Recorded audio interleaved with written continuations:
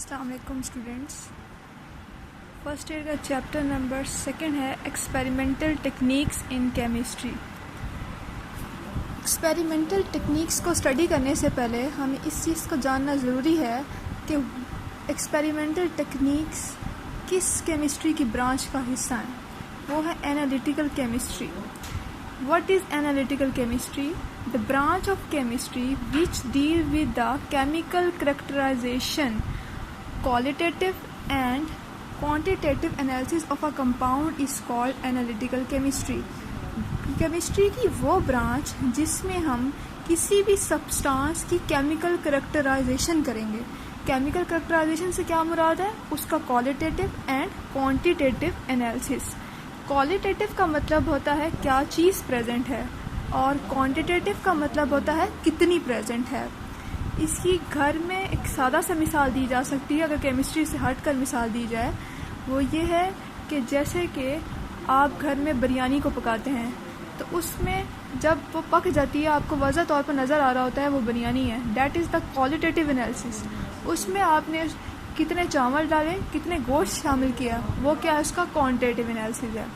इसी तरह केमिस्ट्री में जब आपको मालूम है कि कुछ ऐसी जगहें होती हैं जहाँ पर पीने का पानी पीने के काबिल नहीं होता, उसकी वजह उसकी हार्डनेस है।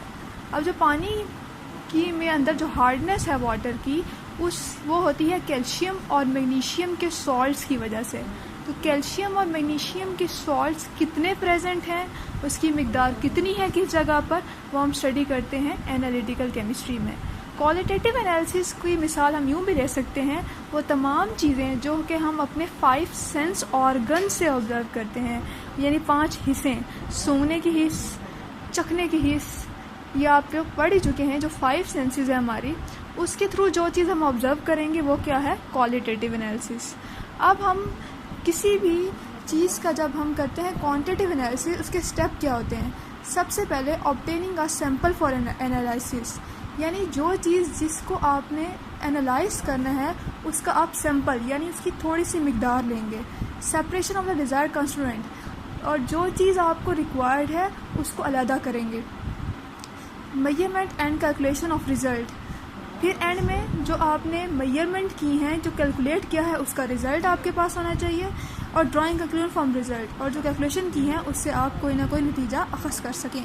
जैसे कि मैंने शुरू में मिसाल दी हार्डनेस ऑफ वाटर की। आप बचपन से पढ़ते आए हैं कि वो पानी जिसके साथ साबुन का झाग अच्छा ना बने वो क्या कहलाता है, हार्ड वाटर, और जिसके साथ साबुन का झाग अच्छा बने वो क्या कहलाता है, सॉफ्ट वाटर। हार्ड वाटर में कैल्शियम और मैग्नीशियम के सॉल्ट्स को अलहदा करने के लिए हम क्या करेंगे, पहले पानी का सैंपल लेंगे, फिर उसमें हम कैल्शियम और मैग्नीशियम के सॉल्ट्स को अलहदा करेंगे और उनकी मिकदार कितनी है उनको हम मेजर करेंगे। एंड में उससे हम कोई ना कोई नतीजा एक्स करेंगे कि किस इलाके के पानी में कितने कैल्शियम और मैग्नीशियम सॉल्ट की मिकदार है। नेक्स्ट आ जाती है सेपरेशन टेक्निक्स में। हमारे पास सबसे पहले है filtration. The process in which insoluble particles are separated from the liquids is called filtration. वो वाली टेक्निक जिसमें हम इनसॉल्युबल पार्टिकल्स को अलहदा करते हैं। इनसॉल्युबल का मतलब होता है वो चीज़ जो कि हल ना हो सके, वो क्या कहलाती है, फिल्ट्रेशन। फिल्ट्रेशन की सबसे सादा सी मिसाल है चाय की। जब हम चाय की छन्नी से गुजारते हैं तो कप के अंदर आपके पास चाय आ जाती है और छन्नी के अंदर चाय की पत्ती रह जाती है। तो आपके पास जो पत्ती रह जाती है वो क्या है, रेजिड्यू, और जो आपके पास चाय आ जाएगी कप में वो क्या कहलाएगा, filtrate. Filter media, filtration can be performed with several type of filter media. Filtration को हम मुख्तलिफ किस्म की फ़िल्टर मीडिया के साथ कर सकते हैं।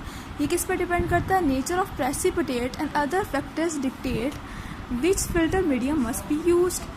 अब वो क्या कह रहा है आपसे मुखातिब होकर कि नेचर ऑफ प्रेसिपिटेट, यानी जो आपके पास प्रेसिपिटेट क्या चीज़ होगी, जो चाय की पत्ती आपके पास छन्नी में रह गई है, उसकी नेचर क्या है, और दूसरे फैक्टर्स बताएंगे कौन सा आपने फ़िल्टर मीडियम यूज़ करना है। ठीक है, जो आम रूटीन में इस्तेमाल होते हैं वो फ़िल्टर पेपर हैं, पेपर पल्प है, फ़िल्टर क्रूसिबल्स है, क्लॉथ है, कॉटन है, सैंड है। लेकिन ये तो मुख्तलिफ किस्म की फ़िल्टर मीडियम है, इनको हम 1 बाय 1 सेपरेटली डिस्कस भी करेंगे। फिल्ट्रेशन थ्रू फ़िल्टर पेपर चूँकि आपके पास लैब में भी अवेलेबल होता है, तो उसके लिए आपकी जनरल इंट्रोडक्शन क्या है वो आपको बताते चलें। Filtration by glass funnel and filter paper is a slow process. एक आपके पास ग्लास फनल होता है और उसके अंदर आप फिल्टर पेपर को इंसर्ट करते हैं। ये क्या है, सबसे स्लो प्रोसेस है। As the mixture is poured into the filter paper the solvent passes through leaving behind the suspended particles on the filter paper. जिस तरीके से जब आप उसको मिक्सचर को पोर करेंगे फिल्टर पेपर में तो क्या हो जाएगा, आपके पास जो पानी जो है वो तो निकल जाएगा, यानी जो लिक्विड मटेरियल है वो तो उसमें से पास हो जाएगा और लिक्विड मटेरियल में जो इम्प्योरिटीज़ होंगी वो फिल्टर पेपर के ऊपर रह जाएंगी। नेक्स्ट लेक्चर में इसकी आपको वीडियो भी दिखाऊंगी।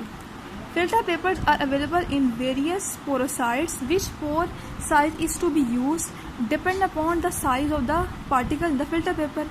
मार्केट में आपके पास फिल्टर पेपर भी मुख्तलिफ साइज़ के अवेलेबल होते हैं और वो कौन से पोर साइज़ का इस्तेमाल करना है ये डिपेंड करता है कि आपकी जो प्रेसिपिटेट हैं उनकी जो साइज़ है, उनकी जो तादाद है वो कितनी है। The filter paper should B large enough so that it is 1/4 to 1/2 full of precipitate at the end of filtration. The funnel should be large enough for its rim to extend 1 to 2 centimeter above the top of the circumference of the paper. जो filter paper है वो इतना बड़ा होना चाहिए कि जब उसके ऊपर, जैसे कि मैंने आपको चाय की पत्ती की मिसाल दी है, चाय की पत्ती की तरह जैसे चाय की पत्ती के रेजिड्यूज हैं वो कितने फिल हों, तकरीबन 1/4 से हाफ तक। क्योंकि जब आपका एंड में फिल्ट्रेशन का प्रोसेस होगा तो वो आपका फनल अगर छोटा हुआ तो आपके प्रेसिपिटेट क्या है बाहर निकल जाएंगे और आपका फिल्ट्रेशन का प्रोसेस क्या होगा वो अफेक्टेड हो जाएगा। और जो आपके पास जो फनल का जिसका आप इस्तेमाल कर रहे हैं वो तकरीबन कितनी होनी चाहिए, 1 to 2 सेंटीमीटर अबव होनी चाहिए और तो यानी फ़नल भी छोटी ना हो, क्योंकि अगर आपने फ़नल छोटी इस्तेमाल की तो फिल्टर पेपर बाहर निकल जाएगा। तो जब फिल्टर पेपर बाहर निकल जाएगा तो आपका फिल्ट्रेशन का प्रोसेस अफेक्टेड होगा। If the process of filtration is to run smoothly, the stem of the funnel should be continuously full of liquid as long as there is liquid in the conical portion. अब process of filtration को अगर आप चाहते हैं कि वो smoothly हो, जो फनल की स्टेम है, निचला वाला हिस्सा है, वो जो है वो लिक्विड से भरा रहे आपका तब तक जब तक कि कॉनिकल पोर्शन में, जो कॉनिकल पोर्शन है उसमें रहे। कॉनिकल पोर्शन क्या होता है, जैसे कि मैं आपको बता दूँ फनल को बना के, ये जो आपके पास फनल होती है ये इसका क्या कहलाती है, स्टेम, और ये इसका क्या है, कॉनिकल पोर्शन। ठीक है, जैसे कि the stem of the funnel should be 7 inches long so that it can extend a few centimetre down in the receiving beaker and tip should touch the side of the beaker. In this way the filtrate runs down side of the beaker without splashing. Stem of funnel paper जो है वो आपके पास जो final है ये लंबी होनी चाहिए इसकी स्टेम, ताकि आपके पास जब आप फिल्टर कर रहे हो जो फिल्ट्रेट की छींटों की वजह से आपकी फिल्ट्रेशन का प्रोसेस जो है वो अफेक्टेड ना हो। आप इसकी सादा मिसाल यूँ ले सकते हैं, जब चाय की छन्नी को अगर आप ज़्यादा हाइट पर रख कर करें और जब आप उसमें से चाय को गुजारेंगे तो गर्म चाय की छींटें आपके ऊपर भी आ सकती हैं। यही सेम प्रोसेस केमिस्ट्री में है कि उसकी फनल जो है वो इतनी लंबी होनी चाहिए कि स्प्लैशिंग ना हो।